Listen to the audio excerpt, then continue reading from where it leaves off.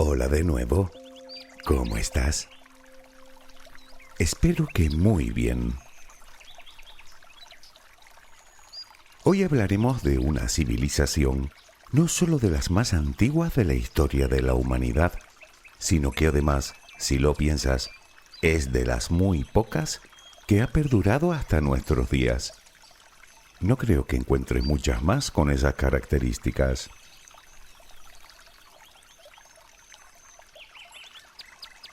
En otros audios hemos hablado de Mesopotamia, de Egipto, de la antigua Grecia, de la antigua Roma. Todas ellas forman las bases de nuestra cultura occidental y de algún modo con todas ellas estamos más o menos familiarizados. Sin embargo, con las culturas asiáticas no suele ocurrir lo mismo. Bueno, probablemente nos quede mucho más lejos geográfica y culturalmente, y eso tal vez haga que le prestemos menos atención. Sin embargo, hablamos no solo de uno de los estados más grandes y poblados del mundo, sino de una de las primeras potencias económicas y militares en la actualidad. De hecho, lo han sido durante casi toda su historia. Y desde luego la huella que han dejado en el mundo moderno, particularmente los chinos, no es precisamente poca.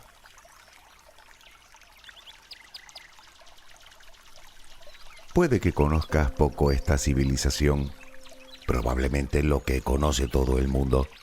Por ejemplo, su capital, Pekín o Beijing, como la llaman ellos, o la Gran Muralla, un conjunto de estructuras colosales de más de 20.000 kilómetros de largo en total, que se extiende desde la frontera de Corea hasta el desierto de Gobi, y que por cierto no puede verse desde la Luna, tal y como afirman algunos. Eso es un mito. También te sonará el ejército de guerreros de terracota, uno de los hallazgos más importantes de la historia de la arqueología. Un descomunal ejército formado, según estimaciones, por casi 9.000 figuras modeladas en arcilla una por una. Seguramente conoces ciudades como Hong Kong o Shanghái, o religiones como el taoísmo o el confucianismo, e incluso sepas que fueron ellos los que inventaron la pólvora. Pero no fue eso lo único que inventaron, ni mucho menos. Por cierto, ¿sabías que los romanos se referían a China como Ceres, que significa de dónde viene la seda?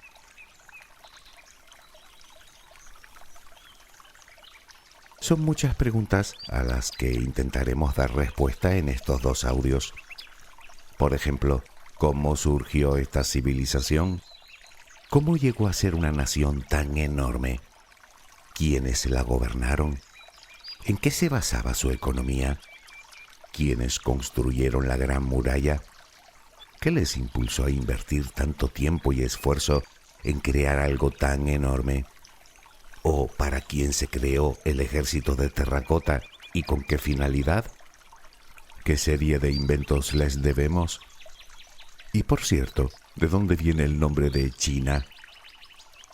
Ahora que lo pienso, me temo que voy a tener que resumir mucho si quiero contestarlas todas.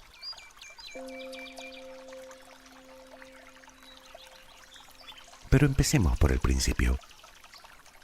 La historia de China la podemos dividir principalmente en dos etapas, la preimperial y la imperial. Sin embargo, quiero dar un paso atrás, porque mucho tiempo antes de la aparición de una civilización, estas tierras estuvieron ocupadas por distintos homínidos, lo cual resulta muy interesante principalmente por una razón. En 1927 se descubrió un cráneo fosilizado de un homo cerca de Beijing, que vivió hace entre 780.000 y 230.000 años. Su nombre científico es Homo erectus pekinensis. Y anterior a este existe otro espécimen de Homo que vivió hace nada menos que 1,7 millones de años en la provincia de Yuanmou. De hecho, se sabe que hace unos 100.000 años en Asia convivieron nada menos que 6 especies de humanos. ¿A dónde queremos llegar con todo esto?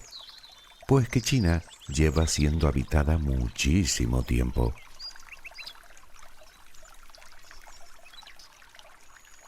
Sea como fuere, se sabe que los primeros grupos humanos neolíticos surgieron en torno a los valles del río Amarillo y del río Yangtze, entre el 6500 y el 5000 a.C.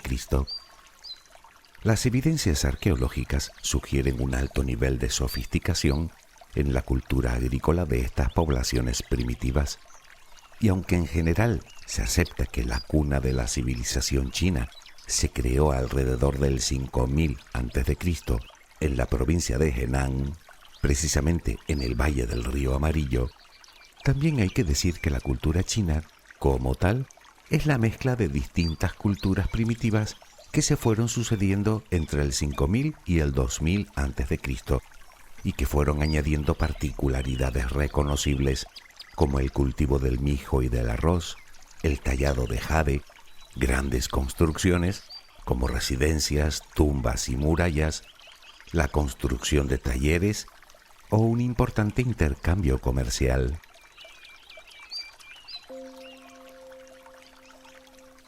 Como cualquier gran civilización que se precie, los chinos también tenían sus relatos mitológicos para explicar el origen de su pueblo. Según ellos, en los inicios, China había sido gobernada por 8 figuras mitológicas. Por un lado tenemos a los conocidos por los 3 Augustos: Fu Xi, el primer hombre; Sui Ren, el inventor del fuego; y Shen Nong, el creador del cultivo. Y luego estaban 5 emperadores, de los que, por cierto, no hay evidencia arqueológica alguna.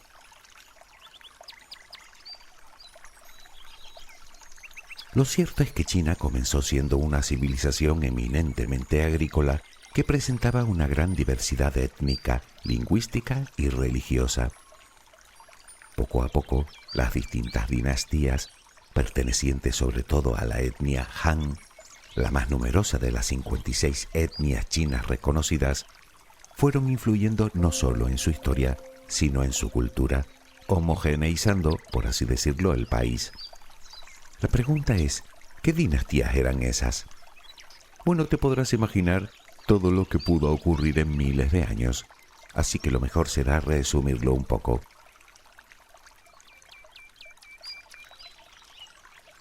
Comencemos por el periodo preimperial.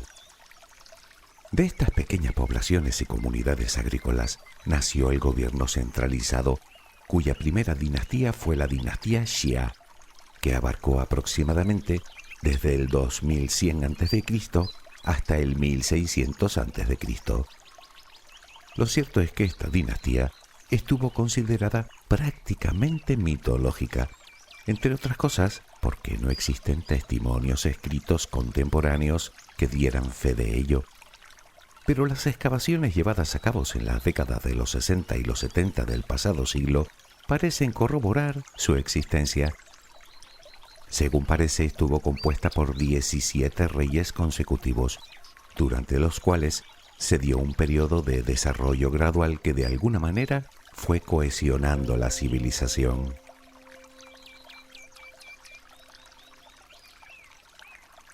Pero los humanos somos como somos, y lo hemos sido desde tiempos inmemoriales. Según se cree, los gobernantes de la dinastía Xia vivían en una desmedida opulencia que estaba agotando los recursos del reino y, en consecuencia, suponiendo una enorme carga para el pueblo. Así que el último gobernante de esta dinastía, Ye, fue derrocado por Tang, quien estableció la siguiente dinastía, la Shang, que duró desde el 1600 a.C. hasta el 1046 a.C.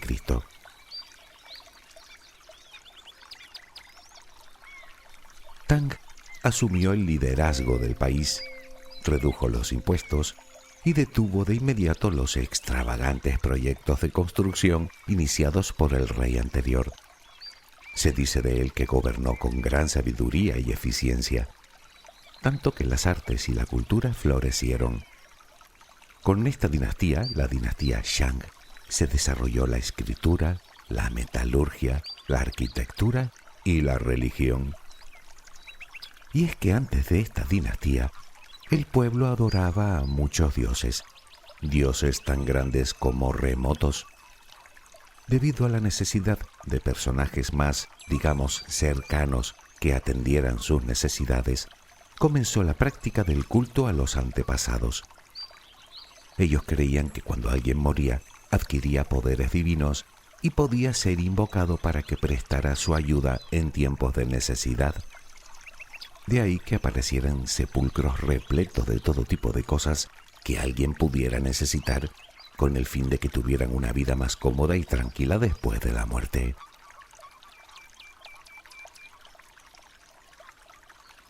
Por su parte, el rey hacía las veces de intermediario entre los vivos y los muertos, y se creía que su mandato obedecía a una ley divina. De ahí el vínculo entre la voluntad divina y un gobernante justo, lo que poco después, con la siguiente dinastía, sería conocido como mandato del cielo. Según esta ley, solo podía existir un gobernante legítimo de China y debía estar regido por su recta conducta.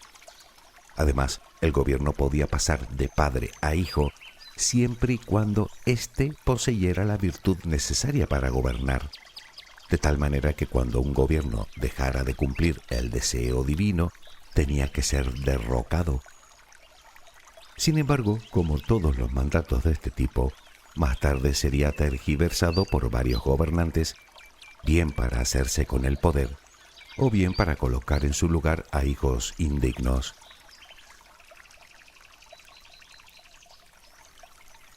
Sea como fuere, fue precisamente amparándose en este mandato que aparecería la tercera y última dinastía preimperial, la dinastía Zhou. El último rey de la dinastía Shang había asesinado, parece ser que injustamente, a su hermano mayor. Así que un rey de la provincia de Zhao, el rey Wu, alrededor del 1046 a.C., se rebeló invocando el mandato del cielo. Wu argumentaba que los reyes de la dinastía Shang ya no actuaban en interés del pueblo, por lo que habían perdido el mandato del dios de la ley, el orden y la justicia, el dios Shang-Ti.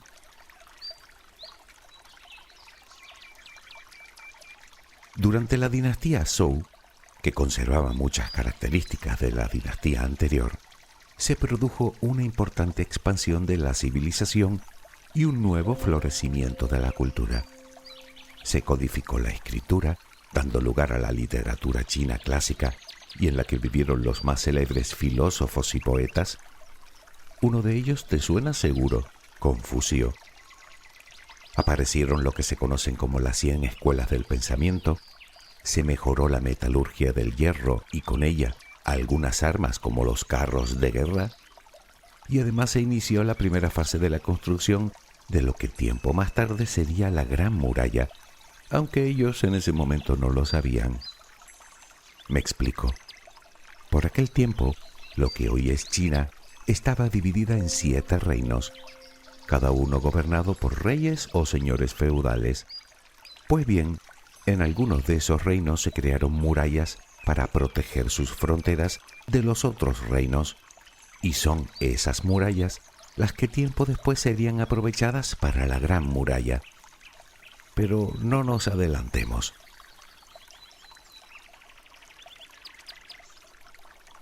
Esta dinastía tuvo 2 etapas, la occidental y la oriental. La primera duró entre el 1046 y el 771 a.C.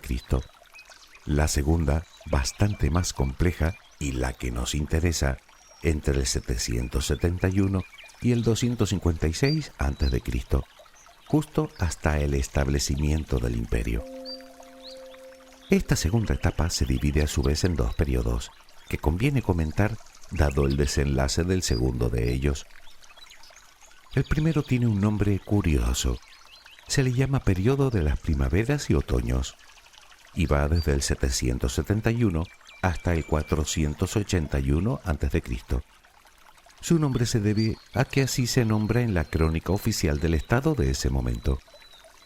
El segundo recibe un nombre más, digamos, explícito, el período de los reinos combatientes, y comprende entre el 481 y el 256 a.C. Fue precisamente en este segundo periodo, en el de los reinos combatientes, cuando cambiaría por completo la historia del país.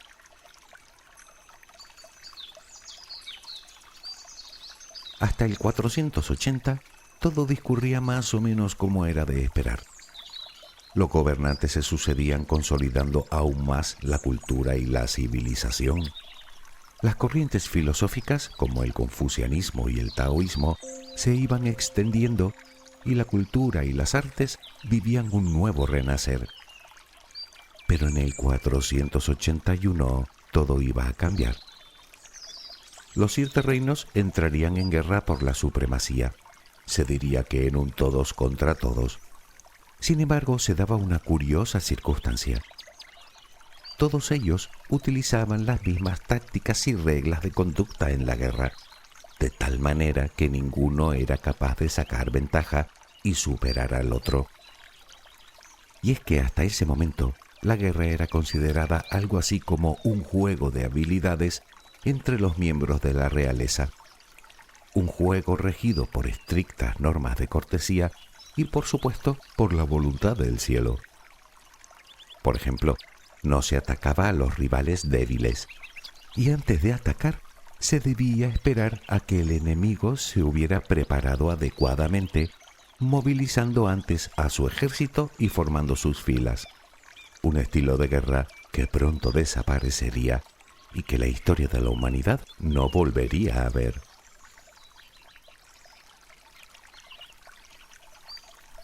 Así transcurrió todo un siglo de luchas interminables, hasta que un estadista del estado de Qin, un tal Shan Yan, a quien se relaciona, por cierto, con la famosísima obra El arte de la guerra, no como autor, pero sí como gran conocedor de ella, cambió las tornas. Para Yan había que obtener la victoria al precio que fuera, así que cambió las reglas del juego, impulsando la guerra total. Y entre el 262 y el 260 a.C., el estado de Qin obtuvo la victoria sobre la dinastía Zhao. Entonces subió al poder un nuevo rey llamado Jin Zheng, del reino de Qin, que en el 221 a.C. se proclamaría vencedor, uniendo los 7 reinos bajo una misma bandera. Acababa aquí la época preimperial.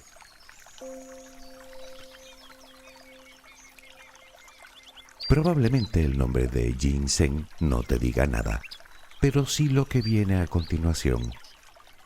Resulta que este nuevo rey se proclamó Shi Huangdi, lo que significa primer emperador. Sí, ya sé que eso tampoco te dice nada, pero ¿y si te digo que el vocablo Qin en realidad se pronuncia de forma parecida a Xin? Resulta que la palabra China viene del vocablo sánscrito Sina, que fue como se tradujo a este idioma el nombre de esta nueva dinastía, y cuya pronunciación era China, un término que se popularizaría tiempo más tarde a través de la ruta de la seda. El nombre de China apareció impreso en Occidente por primera vez en el siglo XVI, gracias a los escritos del comerciante portugués Barbosa, en los que narraba sus viajes a Oriente.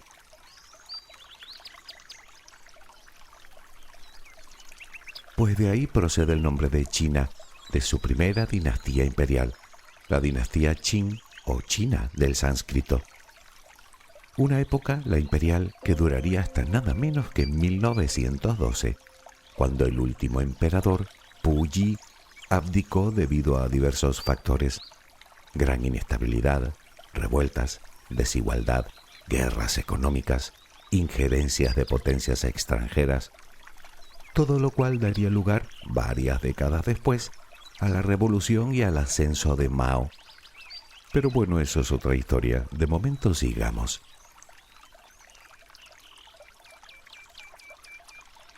Shi Huangdi hacia el 221 a.C., se proclamó primer emperador de China. Lo primero que hizo fue ordenar la destrucción de las fortificaciones que habían separado los diversos estados entre sí. Una decisión lógica si su pretensión era unificarlos todos. Sin embargo, como comentamos hace un momento, aprovechó algunas de esas murallas para a partir de ellas comenzar una de sus principales obras, la Gran Muralla, una obra de logística y de ingeniería colosales que tenía una finalidad muy específica, la de proteger la frontera norte de los ataques de los nómadas Xiongnu de Mongolia y Manchuria.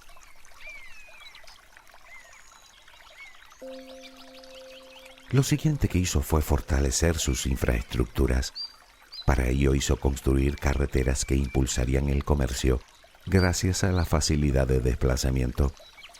Eran en total 5 carreteras troncales que partían de la capital imperial, Xianyang, cada una de ellas dotada de fuerzas del orden y estaciones de posta. La más larga tenía una longitud de más de 7.500 kilómetros. En ocasiones, el terreno era tan accidentado que algunas secciones tuvieron que ser construidas en pasadizos de madera que colgaban de las caras verticales de los acantilados. Por si todo esto fuera poco, mandó ampliar el Gran Canal del Sur, lo que hoy se conoce como el río artificial más grande del mundo, para satisfacer las necesidades de agua de algunas importantes ciudades. Redistribuyó la tierra entre los agricultores y amplió las fronteras del imperio con sucesivas campañas militares.